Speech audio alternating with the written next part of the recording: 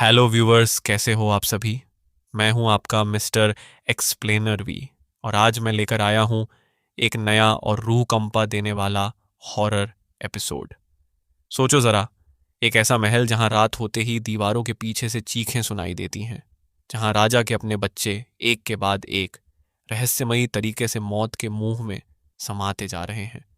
ये कोई मामूली भूत प्रेत की कहानी नहीं है। ये एक पूरा खानदान मिटाने की कसम है जो साया रूपी आत्माओं ने खाई है। तो अपनी सीट टाइट कर लो, लाइट्स बंद कर लो, क्योंकि आज की कहानी दिल दहला देने वाली है। चलिए शुरू करते हैं। कहानी की शुरुआत में ही हमें पता चलता है कि पुराने राजमहल के एक हिस्से में बहुत ही भयानक और श्रापित रूह आत्माएं बसेरा कर चुकी हैं।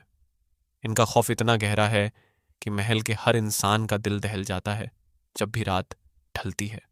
लेकिन सबसे दर्दनाक सच यह है कि यह आत्माएं राजा के एक एक बेटे को चुन चुन कर खत्म कर रही हैं, और उन्होंने कसम खा रखी है कि पूरे राज परिवार का सफाया कर देंगी। हालात इतने बिगड़ चुके हैं कि राजा के सबसे छोटे बेटे को छोड़कर बाकी सबकी जान जा चुकी है, और अब वह आखिरी उम्मीद भी इन भटकती आत्माओं के शिकंजे में फंसती नजर आ रही है। अपने परिवार को बचाने और इन भटकती आत्माओं का नाश करने के लिए राजा एक ऐसा भूत शिकारी ढूंढता है जिसके पास एक अजीबो गरीब अद्भुत शक्ति है। वह अपनी रूह को अपने शरीर से अलग करके सीधा आत्माओं की दुनिया में प्रवेश कर सकता है। वहां जाकर वह उन खौफनाक सायों को अपनी आंखों से देख सकता है और जरूरत पड़ने पर उनसे जंग भी लड़ सकता है। उसके साथ एक और खास लड़की भी काम पर रखी जाती है, जिसके अंदर यह खास काबिलियत है कि वह आसपास किसी भी आत्मा की मौजूदगी को महसूस कर सकती है। सवाल यह है, क्या ये दोनों अपनी इस भारी जिम्मेदारी को निभा पाएंगे? क्या सच में महल में सिर्फ आत्माएं ही भटक रही हैं, या फिर इन अंधेरी दीवारों के पीछे कोई और भी बड़ा और ज्यादा खौफनाक राज दफन है? यह सब जानने के लिए देखते रहिए आज का पूरा एपिसोड। कहानी की शुरुआत होती है एक जवान राजकुमार की अचानक मौत से, जिसने पूरे महल को सन्नाटे और मातम में डुबो दिया है। हर किसी के मन में एक ही बात गूंज रही है, यह काम उन आत्माओं का ही है, क्योंकि इससे पहले भी ऐसे कई हादसे हो चुके हैं जिन्हें कोई भुला नहीं पाया। जब रानी माँ अपने बेटे की निर्जीव लाश को देखती हैं तो उनका दिल चीर जाता है और वह फूट फूट कर रो पड़ती हैं। अपने दर्द और गुस्से को रोके न रख पाते हुए वह सीधा महल की राजसभा में राजा के पास पहुंचती हैं और पूछती हैं कि आखिर कब तक राजा इन भूत प्रेतों के खिलाफ चुप बैठे रहेंगे, कोई कदम क्यों नहीं उठा रहे। लेकिन राजा सख्त आवाज में साफ इनकार कर देता है।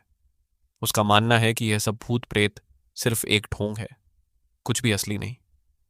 रानी माँ उसे याद दिलाती हैं कि ठीक 30 साल पहले भी राजकुमार इसी तरह एक के बाद एक मरते गए थे। लेकिन राजा उन पुरानी घटनाओं को भी प्राकृतिक मौत का नाम देकर टाल देता है और रानी माँ को चेतावनी देता है कि वह ऐसी अफवाहें न फैलाएं। इस बात से रानी माँ का गुस्सा 7वें आसमान पर पहुंच जाता है। वह कह उठती हैं कि चाहे राजा कितना भी लाचार और उदासीन बैठा रहे, वह खुद खाली हाथ बैठने वाली नहीं। वह किसी न किसी तरह अपना पूरा जोर लगाकर अपने पूरे राज परिवार को इन गुस्से में भरी आत्माओं से बचाएंगी। इतना कहकर वह गुस्से में वहां से चली जाती हैं। इसी बीच राजा अपने मर चुके बेटे के अंतिम संस्कार की तैयारी में जुटा है। पास ही एक कमरे से औरतों के रोने की आवाजें गूंज रही हैं और राजा अपना दर्द छुपाते हुए उन्हें चुप कराने के लिए गरजता है। राजा किसी भी कीमत पर यह मानने को तैयार नहीं कि कोई भी शक्ति, चाहे इंसान हो या रूह, इतनी हिम्मत रख सकती है कि उसके बेटे की जान ले ले। उसका पक्का विश्वास है कि भूत प्रेत में यकीन रखना और उनसे डरना सिर्फ कमजोर लोगों की निशानी है। इसलिए वह सबको खतरे में हुक्म देता है कि अपने दिमाग से यह बेकार का वहम निकाल फेंकें। लेकिन रानी माँ इतनी आसानी से हार मानने वाली नहीं थी। छुप छुप के वह एक तांत्रिक को बुलवाती हैं।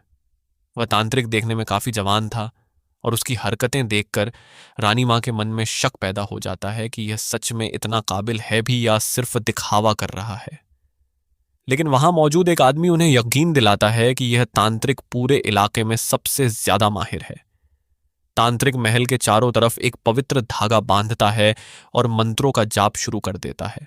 लेकिन जैसे ही रात का अंधेरा गहरा होता है, एक खौफनाक रूह उस धागे को चीरती हुई महल के अंदर घुस आती है। यह काली साया सीधा राजा पर टूट पड़ती है और उसे धमकी देती है कि वह उसकी पूरी वंशवेल को जड़ से मिटा देगी। अपनी जान बचाने के लिए राजा हड़बड़ाकर अपनी तलवार निकाल लेता है, लेकिन अगले ही पल सब कुछ अचानक शांत हो जाता है। राजा हैरान रह जाता है, समझ नहीं पाता कि अभी क्या हुआ था। तभी एक नौकर हाँफता हुआ भागता चला आता है और खबर देता है कि राजकुमार बहुत ही दर्द में चीख रहा है। राजा बिना एक पल गंवाए अपने बेटे के कमरे की तरफ दौड़ता है और वहां पहुंचकर देखता है कि राजकुमार असहनीय पीड़ा में तड़प रहा है। राजा को देखते ही राजकुमार एक अजीब, रूंधती हुई, भयानक हंसी हंसने लगता है। उसकी आंखों में एक गहरी नफरत भर जाती है और उसके गले से एक ऐसी डरावनी आवाज निकलती है जो इंसान की नहीं लगती। फिर वह अचानक एक चाकू उठाता है और अपनी ही आंख में घुसाने की कोशिश करता है। किसी तरह राजा अपने बेटे को रोकने में कामयाब हो जाता है। राजकुमार के शरीर में घुसी हुई रूह फिर से वही धमकी दोहराती है कि वह राजा के पूरे खानदान का सफाया कर देगी। बिल्कुल बेबस हो चुका राजा अब उस साधु को बुलाता है जिसने 3 दशक पहले इन आत्माओं पर काबू पाया था। लेकिन साधु बताता है कि उम्र के साथ उसकी शक्ति भी कमजोर पड़ चुकी है। अब उसमें इतनी ताकत नहीं बची कि वह इन आत्माओं से दोबारा टकरा सके। फिर भी वह एक नाम लेता है, गूचौन।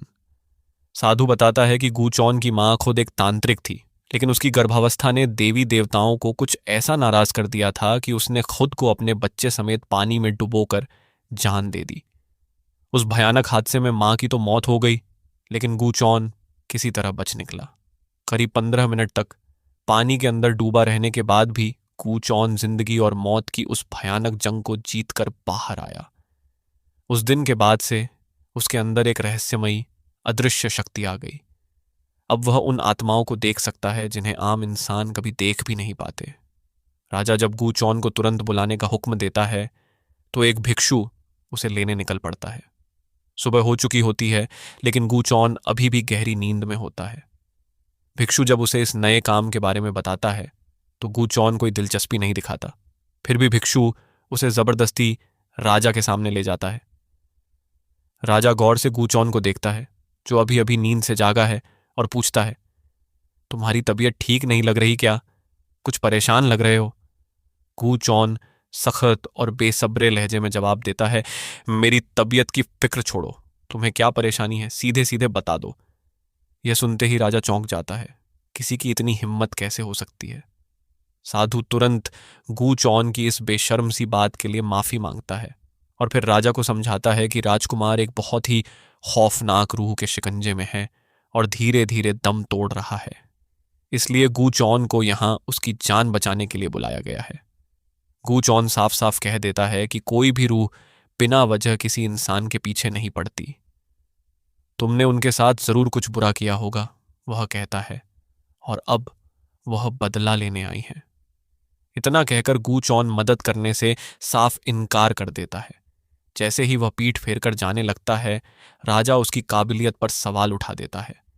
यह सुनते ही गूचौन अचानक पलटता है और बोलता है, तुम्हारा दायां हाथ पूरी तरह बेकार हो चुका है और उस पर भूत के कांटे के गहरे निशान हैं। यह साफ दिखाता है कि वह आत्माएं तुमसे सख्त नाराज हैं और वह अपना बदला जरूर लेंगी। इतना कहकर गूचौन वहां से चला जाता है। राजा यह सुनकर दंग रह जाता है, क्योंकि उसका हाथ पूरी तरह कपड़े से ढका हुआ था और उस पर कोई निशान बाहर से दिखाई ही नहीं दे सकता था।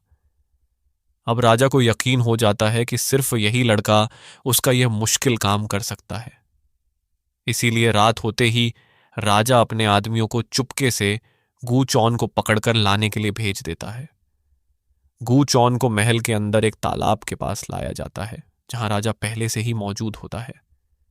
राजा उसे समझाता है कि उसका बड़ा बेटा इसी तालाब में डूबा था जब एक आत्मा ने उसे अपने जाल में फंसाया था, इसलिए हो सकता है आत्मा यहीं कहीं छुपी बैठी हो। राजा गूचौन को हुक्म देता है कि वह उस आत्मा को पूरी तरह बर्बाद कर दे और उसके छोटे बेटे को बचा ले। जब गूचौन उस आत्मा के अतीत और उसके साथ घटी भयानक घटनाओं के बारे में पूछने की कोशिश करता है तो राजा उसे इस सवाल जवाब में उलझने से मना कर देता है। गूचौन कुछ देर तक खामोशी से तालाब को घूरता रहता है, फिर कहता है कि यहाँ कोई आत्मा नहीं है। शायद वह महल के किसी और हिस्से में छुपी हो, इसलिए आसपास के इलाकों की भी तलाशी जरूरी है। राजा के इशारे पर सैनिक उसे महल के अंदर खोज करने ले जाते हैं। महल पहुंचकर गूचौन सैनिकों से कहता है कि वह अकेले अंदर जाएगा, क्योंकि ज्यादा लोग देखकर रूह डर के मारे भाग जाएगी।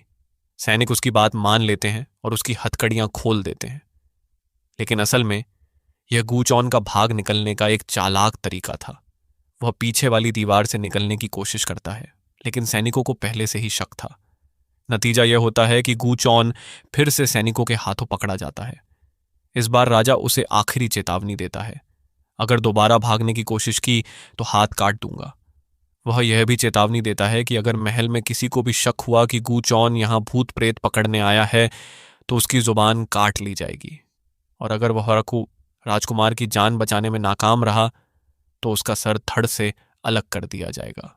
अगले दिन राजा सांगांग को बुलाता है और उसे हुक्म देता है कि वह गूचौन पर 24 घंटे पलके झपकाए बिना नजर रखे। सांगांग असल में रानी की बेटी थी, जिसे बचपन में ही राजा ने महल से निकाल दिया था, लेकिन आज अपने ही स्वार्थ के चलते राजा ने उसे वापस महल में बुला लिया है। राजा सांगांग को सख्त हिदायत देता है कि गूचौन पर लगातार नजर रखे और यह पूरा भूत पकड़ने वाला मामला महल के बाकी सब लोगों से बिल्कुल छुपा कर रखे। राजा के हुक्म पर सांगांग गूचौन से मिलने पहुंचती है। उस वक्त गूचौन सोने की कोशिश कर रहा था और सांगांग को देखते ही बहुत चिढ़ जाता है। दोनों के बीच काफी देर तक तू तू मैं होती है। पूरी रात नींद न मिलने की वजह से गूचौन आराम करना चाहता था, इसलिए उसने अपना चेहरा चादर से ढक लिया। लेकिन सांगांग कह उठती है कि उनके पास वक्त बिल्कुल नहीं है और जबरदस्ती उसकी चादर हटा देती है। फिर वह गूचौन को जोर से उठाकर बाहर खींच ले जाती है। रास्ते में जब सांगांग का पैर लड़खड़ाता है, गूचौन तपाक से उसका हाथ थाम लेता है। हाथ पकड़ते ही गूचौन को कुछ खास महसूस होता है और वह सांगांग से कहता है कि उसके अंदर बहुत पॉजिटिव एनर्जी है। उसके बाद दोनों चलते चलते खूब बातें करते हैं। गूचौन उसे कई तरह की डरावनी आत्माओं के बारे में बताता है, जिन्हें वह अपने आसपास महसूस भी कर सकता है। लेकिन पूरा दिन गूचौन सिर्फ सांगांग को घुमाने में ही बिता देता है, काम के नाम पर कुछ खास नहीं करता। अपने कमरे लौटकर वह रस्सी बनाने बैठ जाता है।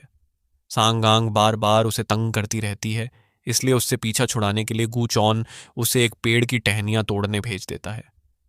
बेचारी लड़की बड़े जतन से टहनियां तोड़ती है, यह सोचकर कि शायद यह किसी रस्म में काम आएंगी। लेकिन बाद में पता चलता है कि गूचौन ने तो सिर्फ अपनी पीठ खुजाने के लिए वह शाखाएं मांगी थीं।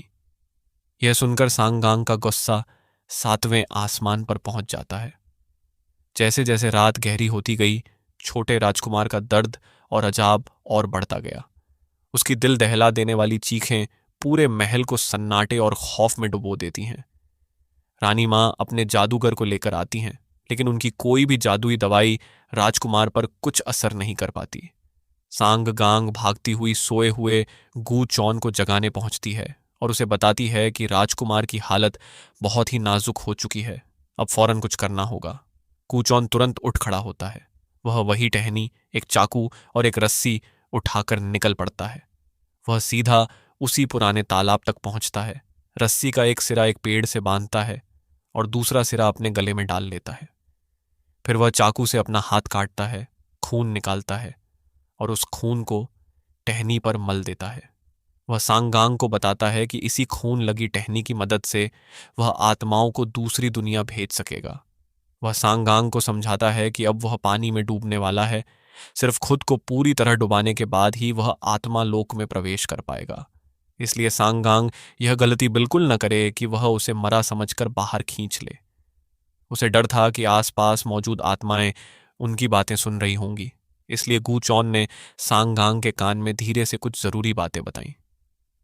तालाब में उतरने से ठीक पहले उसने सांगांग की कमर से बंधी एक घंटी खोल दी, ताकि आत्मा लोक पहुंचकर वह घंटी बजाकर सांगांग को इशारा दे सके।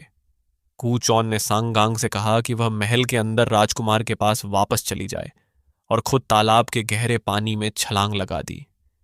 पानी में डूबते ही सांगांग को घंटी की हल्की हल्की आवाज सुनाई देती है। हालांकि उसे कोई इंसान कहीं दिखाई नहीं देता, लेकिन उसे महसूस होता है कि घंटी की वह आवाज तालाब के पानी से होती हुई महल की तरफ बढ़ रही है। इसका मतलब साफ था, गू चौन आत्मा की दुनिया में पहुंच चुका है। तब तक महल में राजकुमार की हालत और भी ज्यादा बिगड़ चुकी थी। जादूगर और बाकी लोग उसे संभाल नहीं पा रहे थे, क्योंकि वह खौफनाक रूह राजकुमार के शरीर पर पूरी तरह काबिज हो चुकी थी। उसी आखिरी सांस रोक देने वाले पल पर आत्मा लोक में मौजूद गू चौन अपनी तलवार से उस आत्मा का सर काट देता है, जिससे राजकुमार को थोड़ी देर के लिए राहत मिलती है।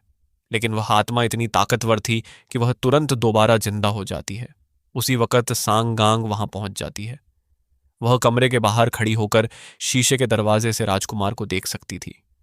पानी में कूदने से पहले गू चौन ने उसके कान में फुसफुसाया था कि अगर राजकुमार की तबीयत थोड़ी भी सुधरने लगे तो वह अपना खून दिखाए। गू चौन की बात मानते हुए सांगांग तुरंत अपनी उंगली काटती है और खून अपने माथे पर लगा लेती है। जैसे ही आत्मा सांगांग का खून देखती है, वह गरजती हुई उसकी तरफ जोर से टूट पड़ती है। आत्मा के उस भयानक हमले और तेज हवा की वजह से सांगांग के बालों में बंधा रिबन खुल जाता है। लेकिन आत्मा सांगांग को हाथ तक नहीं लगा पाती, क्योंकि गू चौन तुरंत बीच में आ जाता है और अपनी तलवार से आत्मा की पीठ पर गहरा वार करता है। वार लगते ही आत्मा कमजोर पड़ जाती है और इतनी भयंकर गर्मी पैदा होती है कि गू चौन की तलवार तक पिघल जाती है। जब वह पिघली हुई तलवार जमीन पर फेंकता है तो वह असली दुनिया में सबकी आंखों के सामने दिखाई देने लगती है। यह देखकर सांगांग को पूरा यकीन हो जाता है कि गू चौन इसी कमरे में मौजूद है। भले ही न वह और न ही गू चौन अपनी नंगी आंखों से उस आत्मा को देख पा रहे हों, लेकिन जैसे जैसे आत्मा कमजोर होती है, वह अपनी डरावनी शक्ल छोड़कर अपने असली रूप में बदलने लगती है। वह असल में एक औरत की रूह थी। गू चौन उसके पास जाता है और उसकी पहचान पूछता है।